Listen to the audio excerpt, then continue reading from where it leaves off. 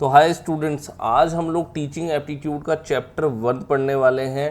पूरे teaching aptitude को मैंने 6 चैप्टर्स पर डिवाइड किया है। ये चैप्टर 1 है। इसके अंदर हम लोग थ्योरी एंड पीवाईक्यू दोनों कवर करने वाले हैं। तो चलिए पढ़ते हैं चैप्टर 1।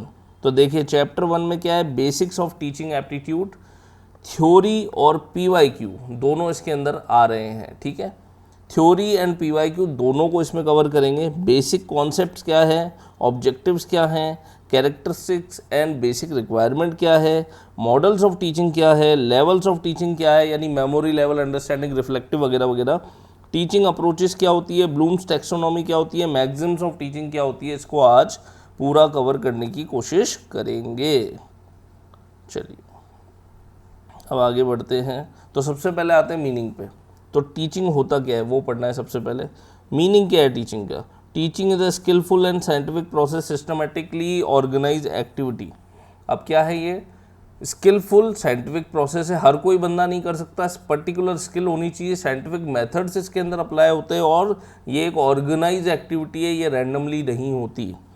टीचिंग बोथ है, आर्ट भी है, साइंस भी है। पढ़ना सबको आता है लेकिन पढ़ाना हर किसी को नहीं आता। पढ़ाने के लिए एक पर्टिकुलर आर्ट, एक मेथड चाहिए। तो टीचिंग का मेन ऑब्जेक्टिव क्या है? मेन ऑब्जेक्टिव है इसका चेंज इन बिहेवियर। क्या मेन ऑब्जेक्टिव है? टीचिंग का मेन ऑब्जेक्टिव होता है चेंज इन बिहेवियर। अगर बच्चे के बिहेवियर में चेंज नहीं आ रहा आपकी टीचिंग होने के बाद, मतलब उसका कोई मतलब ही नहीं है आपकी टीचिंग का। उसका मेन पर्पज़ ही ये होता है कि उसके बिहेवियर में चेंज आए और वो एक अच्छा इंसान बने। ये सबसे पहले इसका रोल है। अब देखिए कैरेक्टरिस्टिक्स ऑफ टीचिंग। टीचिंग की कैरेक्टरिस्टिक्स की बात करते हैं तो सबसे पहले गोल ओरिएंटेड प्रोसेस है ये इंटरैक्टिव प्रोसेस है। दो लोग होते हैं ना, student and teacher. Continuous process है, ये लगातार होता रहता है, कंटिन्यू चलता रहता है। डायनेमिक प्रोसेस है, सोशल प्रोसेस है। डायनेमिक मतलब क्या होता है? डायनेमिक मतलब ऐसा इन्वायरमेंट जिसमें कुछ भी हो सकता है। कुछ भी हो सकता है कैसे? जैसे मैं 50 बच्चों की क्लास ले रहा हूँ, कोई भी बंदा उठ के मुझसे कोई भी क्वेश्चन पूछ सकता है, मुझे प्रिपेयर रहना पड़ेगा। तो डायनेमिक प्रोसेस है, कुछ भी हो सकता है। सोशल प्रोसेस है, सोशल गैदरिंग होती है, गैदरिंग में टीचिंग होती है। प्लान्ड एक्टिविटी है, पहले से प्लान्ड होती है। लर्नर सेंटर्ड होनी चाहिए और होती भी है आजकल। Creates behavioural changes. Main aim क्या है? Aim to bring desirable changes in knowledge. तो कोई आपसे पूछे मेजर ऑब्जेक्टिव या मेन एक सिंगल ऑब्जेक्टिव ऑफ टीचिंग क्या है, तो आप क्या बोलोगे? Major and main single objective है चेंज इन बिहेवियर। समझ में आ रहा होगा यहाँ तक? चलिए आगे बढ़ते हैं। अब देखिए मेजर ऑब्जेक्टिव्स ऑफ टीचिंग की बात कर लेते हैं। तो मेजर ऑब्जेक्टिव्स ऑफ टीचिंग क्या होते हैं?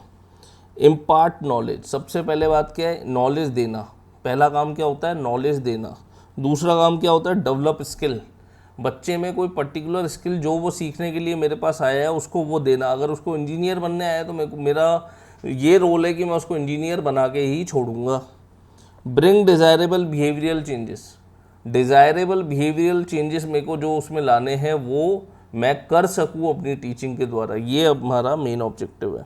आगे देखिए बेसिक रिक्वायरमेंट्स ऑफ टीचिंग। क्या क्या बेसिक रिक्वायरमेंट्स होती है टीचिंग में? तो देखिए according to the teaching learning process 3 basic requirements are teacher. Teacher होना चाहिए सबसे पहले। दूसरी रिक्वायरमेंट लर्नर, स्टूडेंट होना चाहिए। तीसरी रिक्वायरमेंट होती है लर्निंग मटेरियल होना चाहिए। यानी पढ़ाने के लिए, टीचिंग के लिए क्या चाहिए? टीचर चाहिए, लर्नर चाहिए और लर्निंग मटेरियल चाहिए। 3 चीज़ें चाहिए। इन तीनों को जोड़ लेते हैं, टीचर, लर्नर और लर्निंग कंटेंट को जोड़ लेते हैं तो क्या बन जाती है? टीचिंग। याद रहेगा? बताइए यहाँ तक कोई दिक्कत है क्या? नहीं है। आगे बढ़ते हैं। देखिए मॉडल्स ऑफ टीचिंग क्या है? मॉडल्स ऑफ टीचिंग में आता है पेडागॉजी, एंड्रागॉजी एंड ह्यूटागॉजी। 3 चीज़ें आती है मॉडल्स ऑफ टीचिंग में। पेडागॉजी का मतलब क्या होता है? टीचिंग जो होती है चिल्ड्रन को की जाती है, छोटे बच्चों को। यहाँ पे डिपेंडेंट लर्नर होता है। कैसा लर्नर होता है? डिपेंडेंट। और क्या चीज़ें होती है? Facilitated learning for adults. Andragogy में फैसिलिटेटेड लर्निंग फॉर अडल्ट्स को पढ़ाया जाता है, थोड़े बड़े लोगों को पढ़ाया जाता है। जैसे मैं अभी यूजीसी नेट वालों को पढ़ा रहा हूँ तो वो कौन से हैं? थोड़े बड़े अडल्ट्स हैं, है ना। अब उसके बाद आता है ह्यूटागॉजी। उसके बाद क्या आता है? ह्यूटागॉजी। ह्यूटागॉजी में आता है managing learning for independent learner. Managing learning for independent learner. Independent learner खुद कोई कोर्स खरीद के कहीं से पढ़ रहे हैं या पीएचडी कर रहे हैं, अपना जॉब भी कर रहे हैं, उसके साथ पीएचडी कर रहे हैं, आईएएस कोई बन चुका है, बनने के बाद उसको पढ़ने की अब कोई आवश्यकता नहीं है, लेकिन फिर भी वो कोई कोर्स कर रहा है मैनेजमेंट का, उसको इंटरेस्ट है, तो ऐसे जो लोग होते हैं वो यूटाजॉजी के अंदर आते हैं, जिनको पढ़ाई का प्रेशर नहीं है, वो खुद की ग्रोथ के लिए पढ़ रहे हैं। चलिए अब इसको अपन पूरा डिवाइड करते हैं, पेडागोजी, एंड्रागोजी, यूटाजॉजी में क्या क्या है, क्या क्या चीज़ें नहीं है। तो देखिए बेसिस मैंने बना दिए हैं, पेडागोजी, एंड्रागोजी, यूटाजॉजी अपन कवर करेंगे। एक सेकेंड, चलिए मीनिंग क्या है, तो देखिए टीचिंग ऑफ चिल्ड्रन, इसमें क्या पढ़ाया जाता है, पेडागोजी में बच्चों को पढ़ाया जाता है, एंड्रा में अडल्ट को पढ़ाया जाता है, यूटाजॉजी में सेल्फ डिटरमाइंड लर्निंग होती है। इसमें कोई ज़रूरी नहीं है कि किसी टीचर से ही पढ़े, वो अपने आप भी पढ़ सकता है, कोई बुक उठा करके पढ़ सकता है, कुछ भी। और बहुत ही अडल्ट लोग ये होते हैं, सीनियर होते हैं, ये हाईली प्रोफेशनल लोग होते हैं, ऑलरेडी जीवन में जो अचीव करना था वो कर चुके होते हैं, अपनी ग्रोथ के लिए आगे पढ़ रहे होते हैं। लर्नर ट्राइब, चाइल्ड लर्नर होता है इसमें, किसमें, पेडागोजी में। एंड्रागोजी में अडल्ट लर्नर होता है, और यूटाजॉजी में इंडिपेंडेंट लाइफ लॉन्ग लर्नर होता है। जिसको पढ़ने की आदत होती है वही लाइफ लॉन्ग कुछ बनने के बाद पढ़ेगा, नहीं तो आईएएस बनने के बाद कई लोग जो है किताबों को हाथ भी नहीं लगाते, है ना। आप असिस्टेंट प्रोफेसर बन जाओगे तो उसके बाद आप पढ़ना, क्योंकि बिना पढ़े गत नहीं है हमारी फील्ड में, हमको तो ज़िंदगी भर पढ़ना है। असिस्टेंट प्रोफेसर्स को सबको पढ़ना ही पढ़ना है, शुरू से लेके अंत तक। अब लर्निंग अप्रोचेस, लर्निंग अप्रोचेस में क्या है, टीचर सेंटर, लर्नर ड्रिवन। अब देखिए फर्स्ट बताया टीचर सेंटर होता है, यानी टीचर जो पढ़ाएगा वो पेडागोजी में बच्चा पढ़ेगा। लर्नर सेंटर मतलब बच्चे को पढ़ाएंगे, वो पूछेगा भी, अपन उसका जवाब भी देंगे, फैक्ट्स एंड रिलेशनशिप में, फैक्ट्स एंड फिगर्स में रिलेशनशिप बनाने का काम हम करेंगे।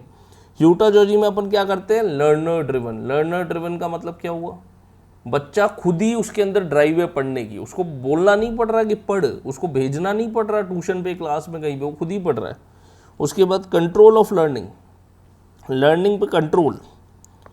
लर्निंग पे कंट्रोल मतलब देखिए टीचर कंट्रोल लर्निंग, टीचर यहाँ पे कंट्रोल करता है लर्निंग। यहाँ पे share control between teacher and learner, teacher learner जो है आपस में कंट्रोल को शेयर करते हैं। और यूटाजॉजी में लर्नर हैज़ फुल कंट्रोल, जब उसका मन करेगा तब पढ़ेगा, नहीं तो नहीं पढ़ेगा। उसके बाद आते हैं रोल ऑफ टीचर, टीचर का रोल क्या है, तो इंस्ट्रक्टर अथॉरिटी होता है यहाँ पे, यहाँ फैसिलिटेटर होता है, एंड्राजॉजी में फैसिलिटेट करने का, गाइड करने का काम करता है। और यहाँ पर टीचर मेंटर या कोच होता है, मेंटर या coach is the highest position, यहाँ पे मेंटर या कोच होता है। लर्नर डिपेंडेंसी, यहाँ पे डिपेंडेंट होता है लर्नर, यहाँ पे सेल्फ डायरेक्टेड होता है, यहाँ पे सेल्फ डिटरमाइंड होता है। फिर लर्निंग कंटेंट, लर्निंग कंटेंट तो डिसाइडेड बाय टीचर, किसके द्वारा डिसाइड होता है, पेडागोजी में टीचर द्वारा डिसाइड होता है। एंड्रागोजी में लर्नर की नीड के अकॉर्डिंगली डिज़ाइंड होता है। और यूटाजॉजी में चूजन बाय लर्नर होता है। अभी जैसे मैं आपको पढ़ा रहा हूँ, मैंने आपको क्या बोला, कॉन्सेप्ट पढ़ाऊंगा, उसके साथ प्रैक्टिकल जो प्रीवियस ईयर क्वेश्चन आए हुए वो करवाऊंगा। तो वो क्यों करवाऊंगा मैं, वो इसीलिए तो करवाऊंगा, आपकी नीड क्या है, based on learner need, based on learner need, आपकी नीड क्या है। आपको एग्जाम निकालना है, सिर्फ पढ़ने से एग्जाम यूजीसी नेट का जेआरएफ नहीं निकलता। अधिकतर बच्चे यही गलती करते हैं। जेआरएफ निकालने के लिए आपको क्या करना पड़ेगा, आपको कॉन्सेप्ट पढ़ने हैं, उसी के साथ साथ थ्योरी के, उसी के साथ साथ प्रीवियस ईयर क्वेश्चन आपको प्रैक्टिस करने हैं। लेकिन कई सारी मार्केट में ऐसी बुक भी निकाल रखी है लोगों ने कि previous year question chapter wise हैं, लेकिन वो एक्चुअल में अगर आप देखोगे ना वो चैप्टर वाइज है ही नहीं। आप जब कंटेंट पढ़ोगे ना उनका, ये क्या ऊपर ऊपर से कोई भी फ्रंट पेज छाप देता है, आजकल लोग पढ़ते तो कुछ है नहीं, तो उनको पता ही नहीं चलता कि अंदर क्या है। 17 साल के पुराने पेपर चैप्टर वाइज करके डाल रखा है किसी ने, कोई है महान अन्ना अकेडमी की टीचर, तो उनके अंदर जब आप कंटेंट देखोगे, कंटेंट एकदम अलग है। उस टॉपिक से रिलेटेड दो ना, जो अदर क्वेश्चन आ रहे हैं, मैं समझता हूँ कि question as it is topic से कई बार नहीं आते, तो अदर करके लिखो ना, उसका चैप्टर अलग बनाओ ना, उसको आप एक साथ क्यों डाल रहे हो। कई सारी प्रॉब्लम्स की है, तभी हम लोगों ने ये मटेरियल डिज़ाइन किया है, ताकि आप मैक्सिमम आउटपुट जो है कम से कम समय में निकाल पाओ।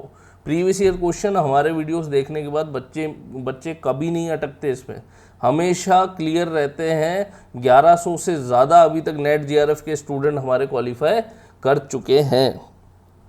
चलिए अब देखिए लर्निंग मोटिवेशन तो मेनली एक्सटर्नल होता है पेडागॉजी में, एंड्रागॉजी में मेनली इंटरनल होता है, ह्यूटागॉजी में highly interesting and self motivated होता है।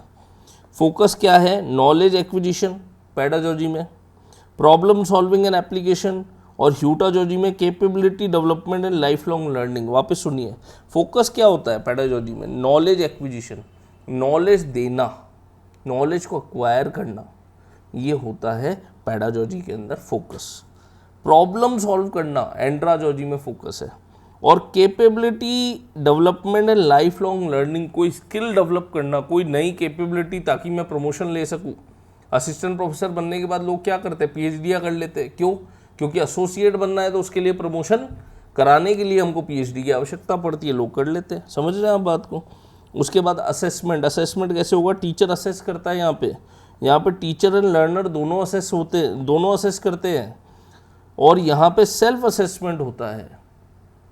ह्यूटागॉजी के अंदर क्या होता है? सेल्फ असेसमेंट, बच्चा खुद को असेस करेगा, मैं सही कर रहा हूँ नहीं कर रहा, मैं जो कल पूरा दिन निकला सही निकला, मैंने क्या अपना 100% दिया नहीं दिया, वो सब चीज़ें।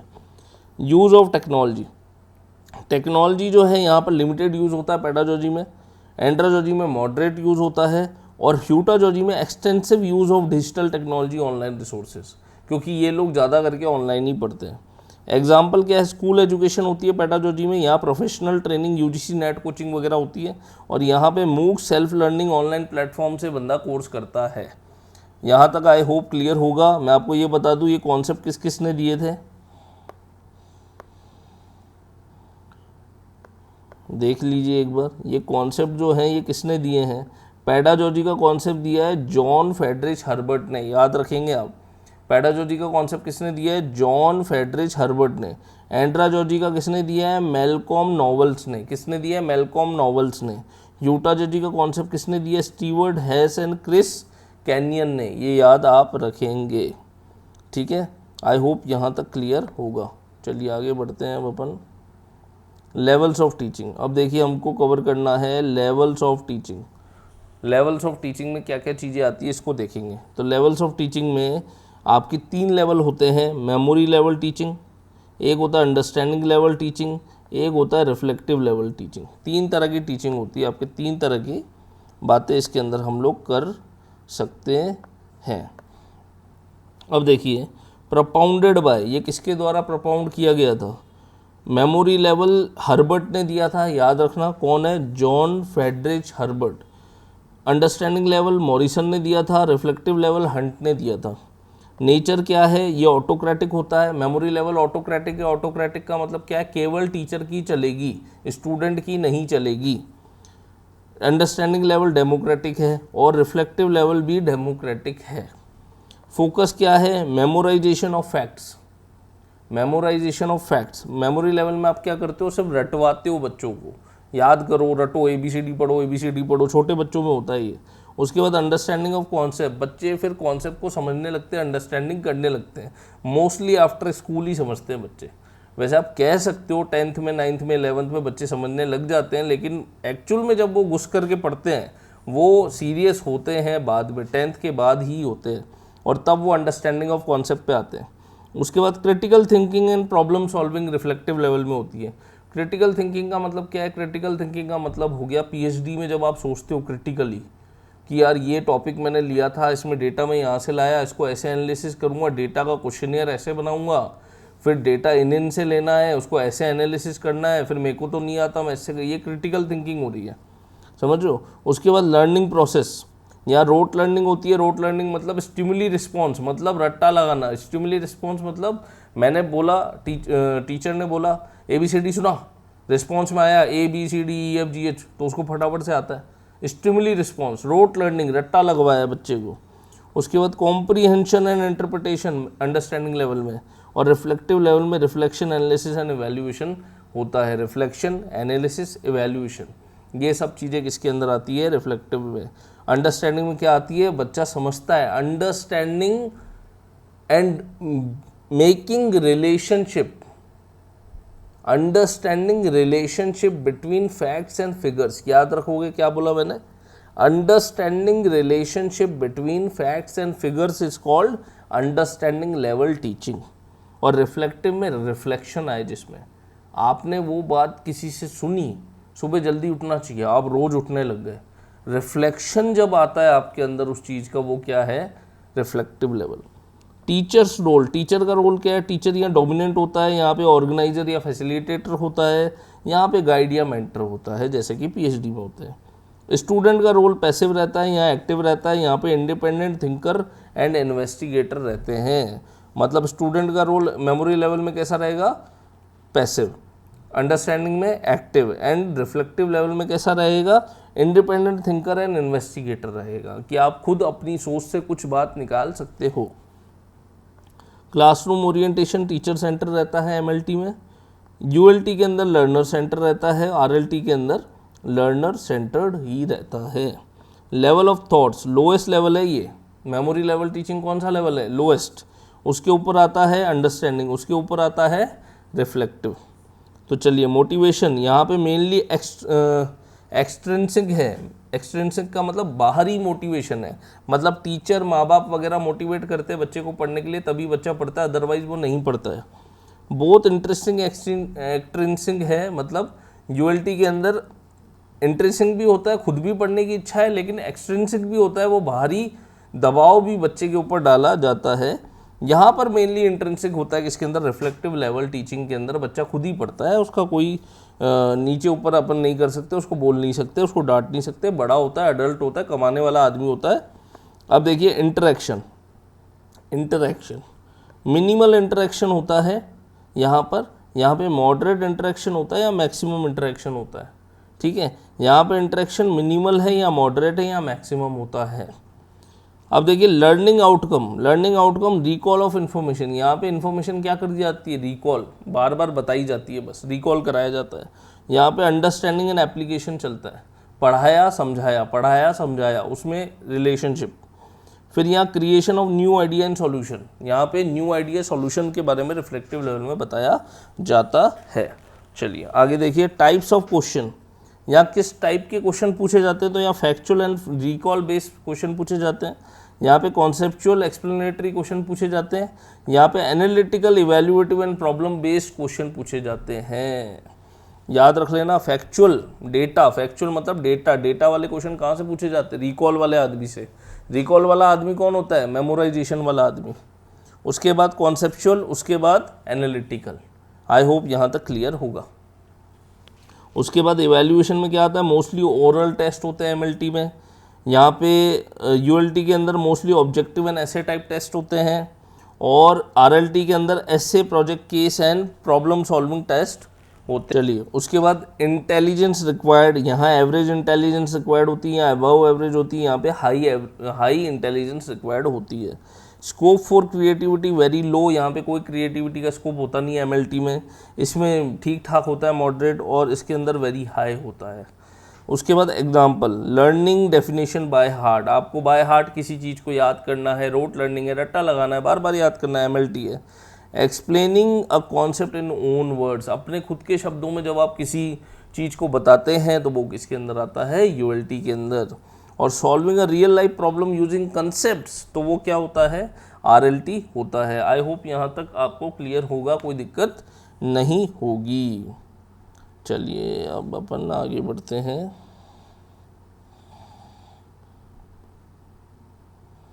चलिए अब देखिए अपन को पढ़ना है टीचिंग अप्रोचेस। क्या पढ़ना है, टीचिंग अप्रोचेस। कितने टाइप की अप्रोच होती है, टोटल 8 टाइप की अप्रोच होती है। कितने टाइप की, यहाँ से यहाँ तक टोटल 8 टाइप की अप्रोच है टोटल। पहली कौन सी देखिए, टीचर सेंटर्ड, दूसरी लर्नर सेंटर, फिर एक्टिविटी बेस्ड, फिर इंक्वायरी बेस्ड, फिर कॉम्पिटेंसी बेस्ड, फिर कोऑपरेटिव लर्निंग, फिर प्रॉब्लम सॉल्विंग अप्रोच और प्रोजेक्ट मेथड। ठीक है, टीचर सेंटर में क्या होता है, टीचर का कंट्रोल होता है पूरा, ट्रेडिशनल क्लासरूम टीचिंग से रिलेटेड है। लर्नर सेंटर में क्या होता है, स्टूडेंट एक्टिवली पार्टिसिपेट करता है, कंस्ट्रक्टिविज्म अप्रोच पे बेस्ड है। लर्निंग बाय डूइंग होती है एक्टिविटी बेस्ड में। एक्टिविटी बेस्ड क्या है, कुछ खिलाओ, रोल पे कराओ, वगैरह वगैरह करके एक्टिविटी करके उसको सिखाओ। ये ड्यू ने दी थी, ये किसने दी थी, ड्यू ने, एक आदमी है ड्यू जिसने ये थ्योरी दी थी। उसके बाद इंक्वायरी बेस्ड लर्निंग अगर करनी होती तो लर्निंग थ्रू क्वेश्चनिंग बर्नर ने दी थी। जेएस बर्नर ने कहा था ना, डिस्कवरी, इंक्वायरी, ये सब करो।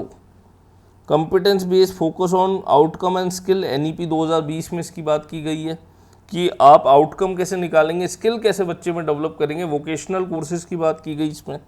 Cooperative learning group based learning है, जॉनसन एंड जॉनसन ने दी है ये group based learning. Problem solving, solve real life problem, reflective teaching की बात करता है। प्रोजेक्ट मेथड जो है वो आपके विलियम एच किलपैट्रिक ने दी है, और लर्निंग थ्रू प्रोजेक्ट्स की बात इसने करी है यहाँ पर। आई होप यहाँ तक क्लियर होगा, कोई दिक्कत इसमें नहीं होगी। चलिए अब अपन यहाँ पढ़ लेते हैं हमारे काका जी को, बेल्जियम ब्लूम को।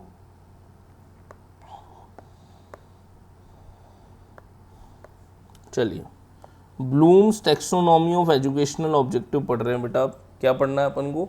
Bloom's taxonomy of educational objective दिया किसने है? बेल्जियम ब्लूम ने। फोटो आपको दिख रही है, ये बंदा कौन है? अमेरिकन एजुकेशनल साइकोलॉजिस्ट है। कौन है? अमेरिकन एजुकेशनल साइकोलॉजिस्ट है। Known for developing Bloom's taxonomy, इसने एक टैक्सोनॉमी बनाई जिसे क्या बोला? Bloom's taxonomy. ये कब इंट्रोड्यूस की गई थी याद रखिएगा? 1956 में। कब इंट्रोड्यूस की थी? 1956। A framework for classifying educational learning objectives, इन्होंने क्या किया? एक फ्रेमवर्क बनाया और उसके अंदर इन्होंने बताया कि आप इसके अकॉर्डिंगली आपके आउटकम्स को मेजर कर सकते हो कि आपने सही टीचिंग की है, एवेल्यूएशन सही हो रहा है, आपके ऑब्जेक्टिव टीचिंग ऑब्जेक्टिव्स मीट हो रहे हैं, बिहेवियर में चेंज हो रहा है, नहीं हो रहा है, सब चीज़ें हम इसके अंदर मेजर कर सकते हैं। Focus on level of cognitive learning, इसने फोकस किस पे किया? कोग्निटिव लर्निंग पे फोकस किया। इन्होंने कहा कि आप फोकस करो किस पे? कोग्निटिव लर्निंग पे। ठीक है, अब चलिए आगे बात करते हैं। वैसे इन्होंने 2 कॉन्सेप्ट और दिए कोग्निटिव के अलावा भी, अभी अपन आगे बात करेंगे। देखिए फर्स्ट इन्होंने जो बात करी वो इन्होंने बात करी कोग्निटिव डोमेन की। किसकी बात करी? कोग्निटिव डोमेन की।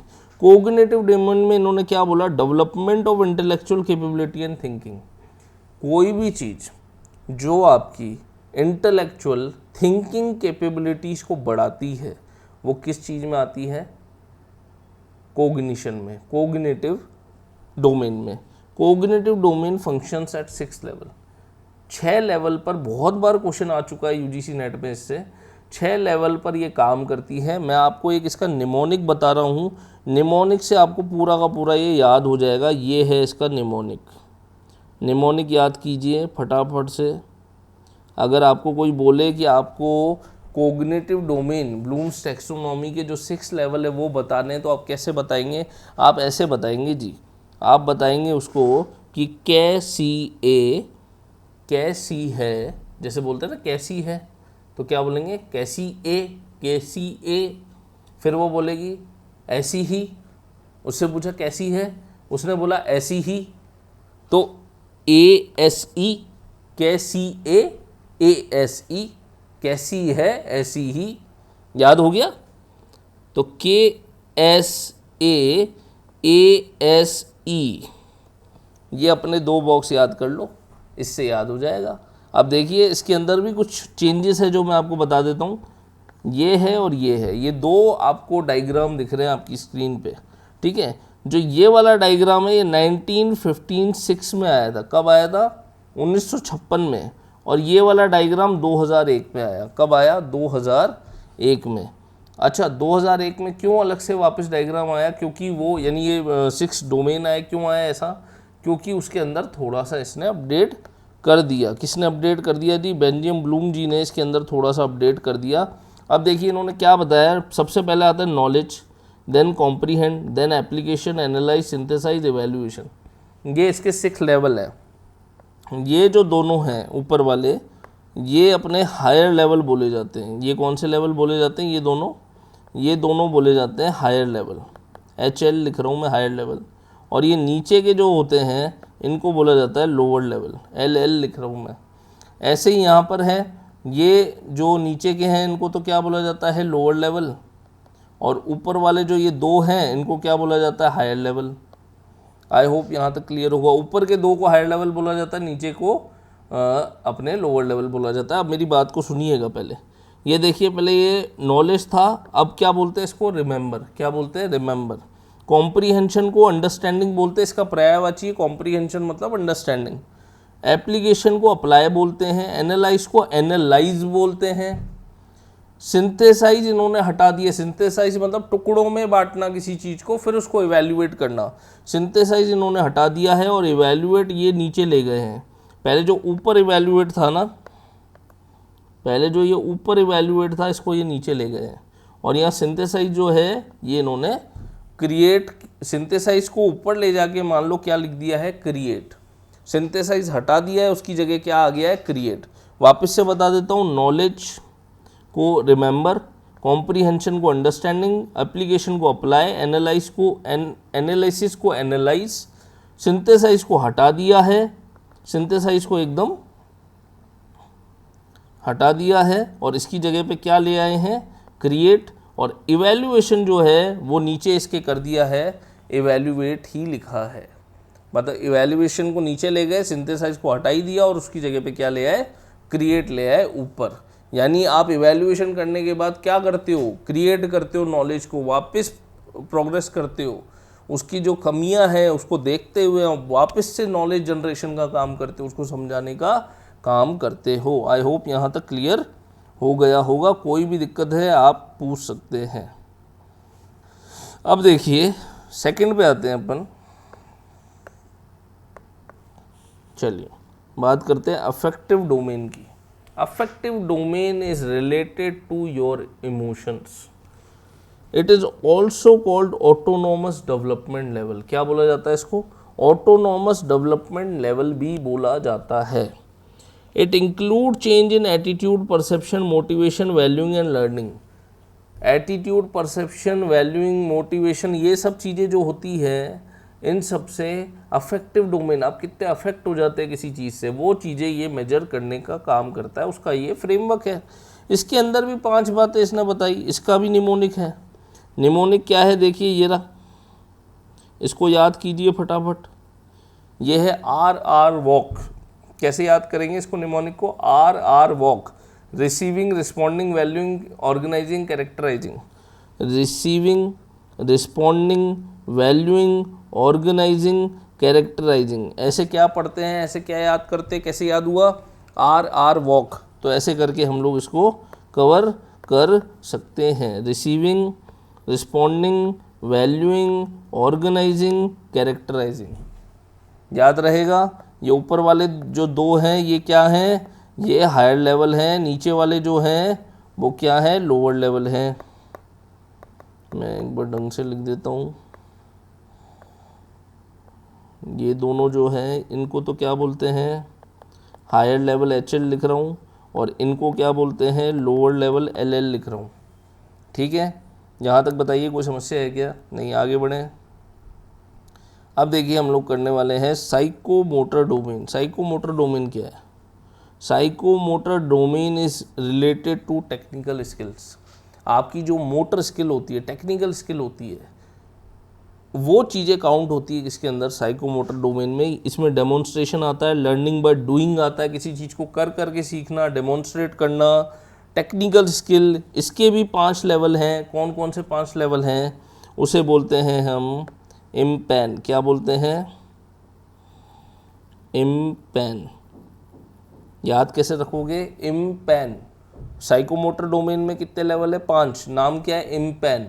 इम्पैन को बोलते हैं imitation, manipulation, imitation, manipulation, precision, articulation, naturalisation. Imitation, manipulation, articulation, IMPAN, imitation, manipulation, precision, articulation and naturalisation. ऐसे करके आप इसको याद कर सकते हो। निमोनिक्स मैंने इसलिए बनाया ताकि आपको याद जल्दी हो जाए, इजीली हो जाए और आप फटाफट याद कर पाए। अब तो चलिए दोस्तों, नेक्स्ट टॉपिक है मैक्सिम्स ऑफ टीचिंग। तो मैक्सिम्स ऑफ टीचिंग को भी थोड़ा सा पढ़ लेते हैं। क्या पढ़ना है इसके अंदर, देखिए मैक्सिम्स क्या होते हैं। सबसे पहले तो ये मैक्सिमम्स लिख के आ गया है, मैक्सिमम्स नहीं है भाई, ये मैक्सिम्स है।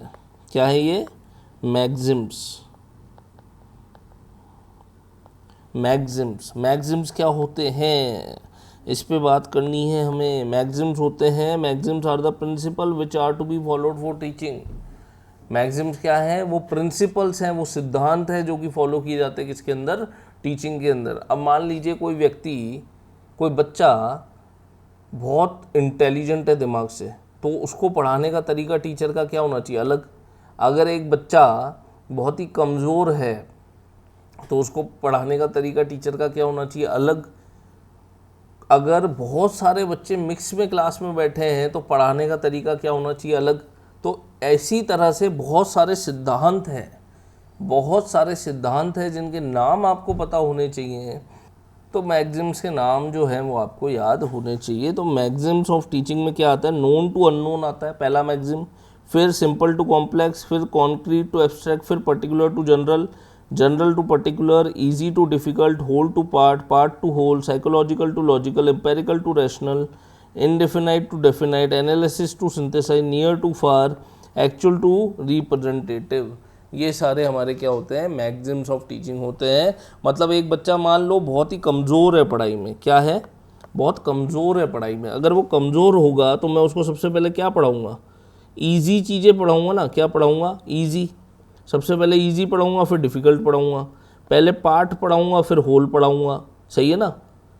सिंपल पढ़ाऊँगा, फिर कॉम्प्लेक्स पढ़ाऊँगा। अगर कोई बच्चा होशियार है तो नोन है, मतलब उसको नॉलेज है, फिर नोन टू अननोन, जो उसको पता है पहले वो पढ़ाऊँगा, जो उसको नहीं पता वो बाद में पढ़ाऊँगा। फिर मैं ऐसे करके अलग अलग, ये इंडक्टिव डिडक्टिव वाले हैं, पर्टिकुलर टू जनरल ये इंडक्टिव है, ये जनरल टू पर्टिकुलर ये डिडक्टिव है। तो अलग अलग टीचिंग मेथड्स के अकॉर्डिंगली पढ़ाया जाता है, यूज़ किया जाता है। आई होप यहाँ तक क्लियर होगा। इसमें मैं आपको आगे ये जो डिटेल लिखी है, मीनिंग एग्जाम्पल क्यों नहीं बता रहा, इनकी इतनी आवश्यकता नहीं है क्योंकि मैंने अभी समझा दिया है आपको वैसे तो। लेकिन मैं आपको बात बताऊँ, मैगजीन्स हमेशा क्वेश्चन जो आते हैं ना, वो क्वेश्चन आते हैं इनके नाम के। नाम के क्वेश्चन मतलब इनमें से कौन सा मैगजीम नहीं है। जैसे एक मैगजीम आया था low IQ to high IQ। Low IQ to high IQ इस पूरी लिस्ट में आपको कहीं भी दिख रहा है क्या? पूरी लिस्ट में कहीं भी दिख रहा है क्या आपको? नहीं, है ही नहीं। तो ऐसे क्वेश्चन आते हैं वहाँ पे, कौन सा इसके अंदर मैगजीम नहीं है, कौन सा है, ये सब चीज़ें। चलिए अब देखिए अपन को क्या करना है। मोस्ट इम्पॉर्टेंट पार्ट जो अपना आ गया है अब, वो है अपन को प्रीवियस ईयर क्वेश्चन करने हैं। क्या करने हैं? Previous year question. कहाँ से कहाँ तक करेंगे अपन? 2019 से लेकर के 2026 तक के जितने भी लेटेस्ट PYQ है वो सारे के सारे हम इसमें कवर करने वाले हैं। तो ये बेस्ट रहता है कि आप टॉपिक पढ़ो, 3-4-5 टॉपिक पढ़े, टॉपिक के साथ ही उन्हीं के प्रीवियस ईयर क्वेश्चन कर लो, तो आपकी प्रॉब्लम भी सॉल्व हो जाएगी। आपको unit by unit, chapter by chapter PYQ, और वो भी उसी के प्रॉपर उसी टॉपिक के आपको मिलेंगे। तो इसमें देखिए basic concept, objective, characteristics, model, level, Bloom's taxonomy वगैरह वगैरह, मैगजीम्स वगैरह जो भी अपन ने पढ़ा था, जो भी अपन ने इस वीडियो के अंदर पढ़ा है, सबके अपन क्या करने वाले हैं? PYQ करने वाले हैं। तो देखिए फर्स्ट क्वेश्चन है, teaching can be best describe as. तो मैंने टाइमर चालू कर दिया है, आप लोग आंसर दीजिए। मैं ऑप्शन पढ़ देता हूँ। Transfer of knowledge from teacher to student, a social act to influence learning, dictating notes to student, classroom management only. क्या लगता है आपको? 30 सेकंड है, 30 सेकंड में आंसर दीजिए। क्या लगता है आपको?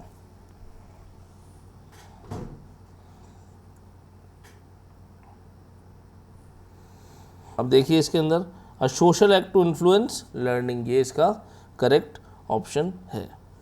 ठीक है, यहाँ तक समझ गए। Teaching is not merely transferring information, it is a plan social interaction in which the teacher facilitated influence the learning process of student. अब देखिए आगे बढ़ते हैं। सेकेंड क्वेश्चन अपना है, which of the following is the most important characteristics of teaching. कौन सा इसमें से सबसे ज़्यादा इंपॉर्टेंट विशेषता है टीचिंग की? तो बताइए कौन सी है। मैं टाइमर चालू कर दिया है। इट इज़ टीचर सेंटर्ड, क्या ये टीचर सेंटर है? ये इसकी प्रमुख विशेषता है। इट इज़ ट्राइपोलर प्रोसेस, क्या इसमें त्रिकोणीय प्रोसेस होता है? तभी है। त्रिकोणीय प्रोसेस का मतलब इसमें टीचर, लर्नर और लर्निंग मटेरियल होता है। इट इज़ एग्ज़ाम ओरिएंटेड, क्या ये एग्ज़ाम ओरिएंटेड है? इट इज़ सिलेबस ओरिएंटेड, तो क्या इसमें मोस्ट इंपॉर्टेंट विशेषता है? तो इसकी मोस्ट इंपॉर्टेंट विशेषता, अगर बिहेवियर आता तो बिहेवियर करते, लेकिन मोस्ट इंपॉर्टेंट विशेषता जो मुझे दिख रही है वो क्या है? It is a tripolar process. कौन सी प्रोसेस है? Tripolar process. ये देखिए B is the correct answer. Tripolar process मतलब teacher, learner and learning environment. बाकी क्यों नहीं हुआ? ये देखिए इसमें एग्ज़ाम ओरिएंटेड तो होता ही है, टीचर सेंटर्ड तो हो सकता है, नहीं भी हो सकता, मॉडर्न होगा तो कुछ अलग हो सकता है। सिलेबस ओरिएंटेड होता है, लेकिन क्या इसकी ये मोस्ट इम्पॉर्टेंट कैरेक्टरिस्टिक्स है क्या? नहीं है। आगे बढ़ते चलिए आगे बढ़ते हैं इस पे।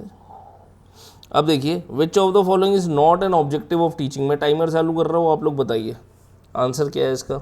Development of critical thinking, development of skill, personality development, creating dependency on teacher. इसमें से कौन सा ऑब्जेक्टिव नहीं है?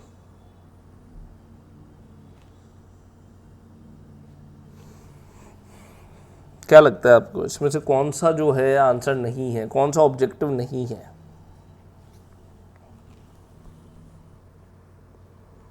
तो देखिए इसका करेक्ट आंसर है क्रिएटिंग डिपेंडेंसी ऑन टीचर।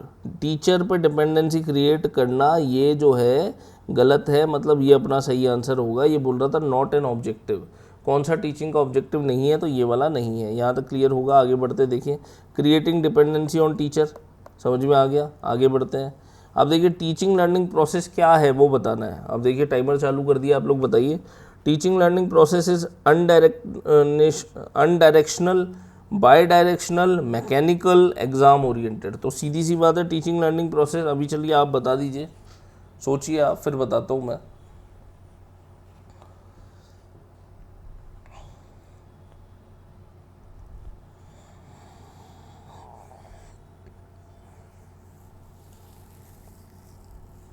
तो देखिए टीचिंग लर्निंग प्रोसेस जो है वो अनडायरेक्शनल होती है, नहीं जी, डायरेक्शन उसके अंदर होता है। मैकेनिकल होती है, नहीं। एग्ज़ाम ओरिएंटेड होती है, लेकिन क्या ये बहुत ज़्यादा चीज़ है, कोई बड़ी बात है? एग्ज़ाम ओरिएंटेड तो होती है टीचिंग, लेकिन यहाँ बोल रही है बाय डायरेक्शनल। बाय डायरेक्शनल मतलब स्टूडेंट लर्नर दोनों, यानी एक तरफ टीचर है तो दूसरी तरफ कौन है? स्टूडेंट। इन दोनों में आपस में वार्तालाप होता है, दोनों तरफ, ये इधर जाता है कम्युनिकेशन तो ये इधर आता है कम्युनिकेशन। तो क्या ये टीचिंग में सही बात है? बिल्कुल सही बात है। तो करेक्ट इसका आंसर होगा बी। चलिए आगे बढ़ते देखिए, करेक्ट आंसर है bidirectional. Modern teaching involve interaction between teacher and learner. Traditional में पहले बात नहीं करते थे टीचर और स्टूडेंट। मॉडर्न टीचिंग मेथड जब से आए हैं तब से स्टूडेंट को देखते हुए वो लर्निंग मेथड चेंज हम करते हैं, उनसे बातचीत करते हैं। तो ये एक्चुअल में 2 वे प्रोसेस बन गई है। आगे बढ़ते देखिए, memory level teaching was propounded bye. मैं टाइमर चालू कर रहा हूँ, आप लोग बताइए मेमोरी लेवल टीचिंग किसने प्रोपाउंड किया था?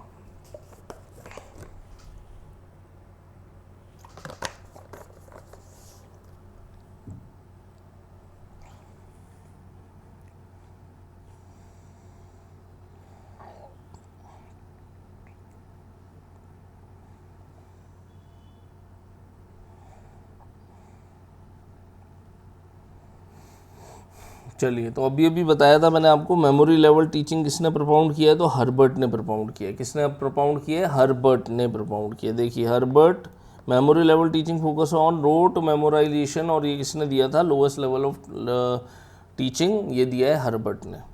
अब देखिए, which level of teaching develop the critical thinking. शिक्षण के किस स्तर पर आलोचनात्मक चिंतन, क्रिटिकल थिंकिंग का विकास होता है?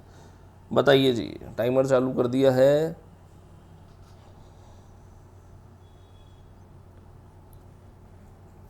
Which level of teaching develop critical thinking? Memory level, understanding level, reflective level या रिसाइटेशन लेवल? ये कौन सा लेवल आ गया?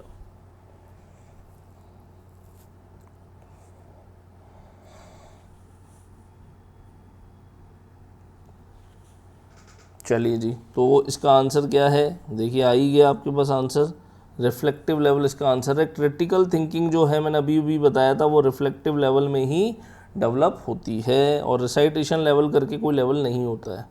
चलिए आगे बढ़ते हैं, आगे बढ़ते हैं। आप देखिए सितंबर 2022 में आया हुआ क्वेश्चन है। वैसे सारे प्रीवियस ईयर क्वेश्चन है, कोई भी ऐसा क्वेश्चन नहीं है जो एमसीक्यू है।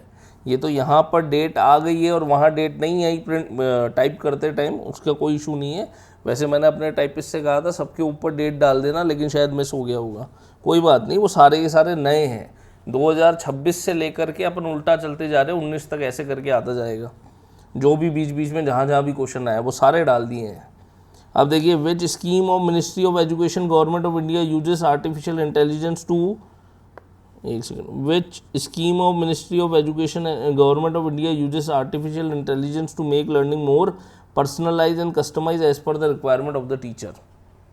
टीचर की रिक्वायरमेंट के आधार पर क्या चीज़ें बनाई गई है, कौन सा ऐसा आर्टिफिशियल इंटेलिजेंस का चीज़ बनाया गया है, बताइए, कुछ समझ में आ रहा है क्या?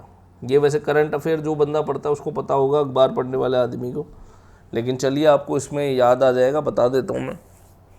आप लोग सोचिए इसमें से क्या हो सकता है। स्वयं हो ही नहीं सकता, स्वयं प्रभा हो ही नहीं सकता, नीट जो है वो मेडिकल से रिलेटेड होता है, वो हो ही नहीं सकता, तो क्या होगा, NEAT ही होगा, सीधी सी बात है।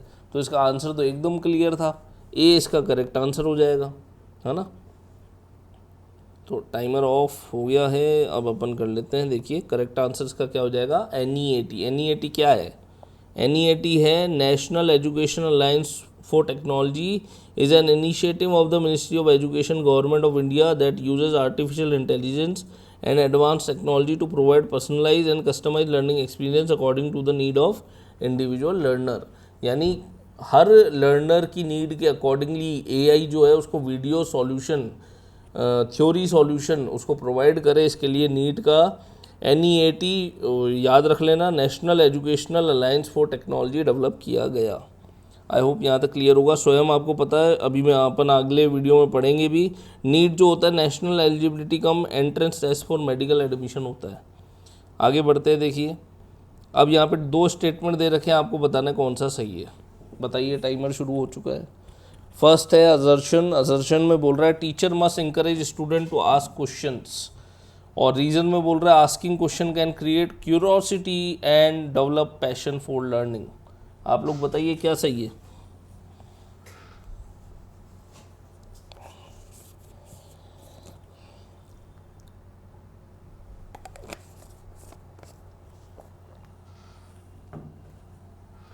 चलिए टाइमर ऑफ हो गया। अब देखिए teacher must encourage student to ask question, ये बात बिल्कुल सही है, इंकरेज करना चाहिए। इसका रीज़न क्या दे रखा है, asking question can create curiosity and develop passion for learning. Yes, तो both A and R is correct, दोनों ही एकदम सही हैं। देखिए ये आंसर आ गया, both A and R are correct. आगे बढ़ते हैं। देखिए ये 2019 में क्वेश्चन आया था, identify those feature of learner behaviour which are associated with understanding level of teaching. इसमें से कौन सा ऐसा बिहेवियर है लर्नर का जो ULT अंडरस्टैंडिंग लेवल टीचिंग से रिलेशन रखता है, बताइए, सोचिए आंसर, कॉम्बिनेशन चूज कीजिए एक। अधिगमकर्ता विद्यार्थी के व्यवहार की उन विशेषताओं की पहचान कीजिए जो बोध स्तर अंडरस्टैंडिंग लेवल के शिक्षण से संबंधित है।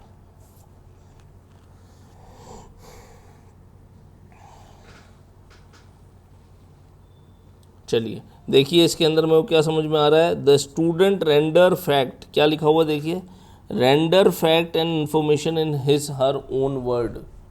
वो अपने खुद के शब्दों में क्या करता है, इन्फॉर्मेशन को लिख सकता है, बता सकता है, रेंडर कर सकता है, बिल्कुल सही है, यानी उसने समझी है चीज़ें, अंडरस्टैंड की है। The student immediately recall the fact taught, ये वाला गलत है, रिकॉल करना तो मेमोराइजेशन में होता है, MLT में। The student give his her own example in order to explain a point, yes ये हो सकता है, खुद का एग्जाम्पल दे सकता है, एक्सप्लेन कर सकता है पॉइंट को in his own words, ULT में पढ़ा था। The student interpret the meaning in various ways, fourth बोल रहा है इंटरप्रेट कर सकता है मीनिंग किसमें, वेरियस वे में, तो बिल्कुल सही है, फोर्थ भी हो सकता है। फिफ्थ पढ़ते हैं, the student correctly reproduce the sequences, student जो है वो करेक्टली रिप्रोड्यूस कर सकता है सीक्वेंस को, मतलब हर चीज़ को लाइन टू लाइन बताना, हर चीज़ को सीक्वेंस में बताना, ये तो केवल एक रटने वाला आदमी कर सकता है, तो ये मेमोराइजेशन में आएगा, ये ULT में नहीं आएगा। करेक्ट आंसर इसका हो जाएगा D। आई होप क्लियर होगा। आगे बढ़ते हैं। देखिए 10th क्वेश्चन, बताइए select the appropriate Maxim's of teaching, कौन सा इसमें सही मैक्सिम्स हैं, choose the correct answer from the option given below. शिक्षण के उपयुक्त स्रोत मैक्सिम्स ऑफ टीचिंग का चयन कीजिए, सरल से जटिल, ग्रामीण से शहरी, मूर्त से अमूर्त, विश्लेषण से संश्लेषण, निम्न बुद्धि से उच्च बुद्धि, क्या आपको लगता है इसके अंदर होना चाहिए? बताइए। तो देखिए दोस्तों, मैं वैसे आंसर पहले पढ़ाते पढ़ाते अगर आपका ध्यान रहा होगा तो मैं वैसे भी बता चुका हूँ। सिंपल टू कॉम्प्लेक्स मैक्सिम होता है, रूरल टू अर्बन करके कोई मैक्सिम नहीं होता है, कॉन्क्रीट टू एब्स्ट्रैक्ट करके मैक्सिम होता है, एनालिसिस टू सिंथेसाइज भी मैक्सिम होता है, लो आईक्यू टू हाई आईक्यू करके कोई मैक्सिम नहीं होता है। मैक्सिम्स ऑलरेडी अपन ने पढ़े हैं, पूरी लिस्ट पढ़ाई दी आपको। अब देखिए बी एंड ई नहीं होगा, बाकी सारे होंगे, तो अपन को क्या बताना है, अप्रोप्रिएट मैक्सिम बताना है। बी ई को छोड़ दो, बी ई को छोड़ दो तो ये आंसर बन जाएगा A C and D is the correct answer. चलिए, तो ये फोर्थ आपका करेक्ट आंसर हो जाएगा। ये मैंने लिस्ट यहाँ पे भी दे दी है। तो maxims are the principle which are to be followed for teaching, ये मैंने आपको बता ही दिया है। अब देखिए क्वेश्चन नंबर 11 आपको करना है, बताइए इसका आंसर क्या होगा। Arrange the following in sequence as they are introduce in increasing order of age of student. बताइए इसका क्या आंसर होगा। पढ़िए आप क्वेश्चन, 30 सेकेंड है और करेक्ट कोड चूज़ कीजिए। निम्नलिखित को विद्यार्थियों की बढ़ती आयु के अनुसार जिस क्रम में प्रस्तुत किया जाता है उसी क्रम में व्यवस्थित कीजिए। जैसे जैसे बच्चा बढ़ेगा कौन सा मेथड ऑफ टीचिंग या किस तरीके से आप उसको पढ़ाओगे। तो देखिए इसका करेक्ट आंसर क्या है, मैं आपको समझा देता हूँ। इसका करेक्ट आंसर है टू मतलब ये रहा, BADC। सबसे पहले ये आएगा, फिर ये आएगा, फिर ये आएगा, फिर ये आएगा, फिर C आएगा। ठीक है, अब ये कैसे आ रहा है तो उसी के, तभी मैं यहाँ नहीं समझा रहा हूँ, मैं आपको सीधा आंसर पे ले जाता हूँ। यहाँ पे एक्सप्लेनेशन पूरा है, इसको एक एक करके पढ़ते हैं। पहली बात तो ये समझो क्वेश्चन बोल क्या रहा था। क्वेश्चन बोल रहा था एक छोटा बच्चा है, छोटा बच्चा बड़ा होता जाता है, होता जाता है, होता जाता है।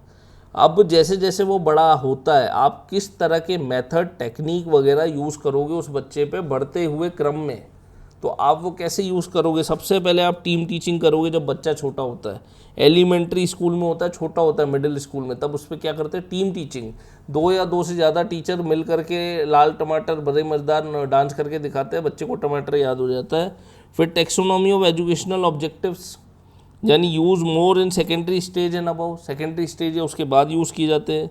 फिर interaction model of teaching use किया जाता है, applied mainly in higher secondary, earlier tertiary education higher secondary में यूज़ होता है। फिर पर्सनलाइज सिस्टम सबसे लास्ट में यूज़ होता है।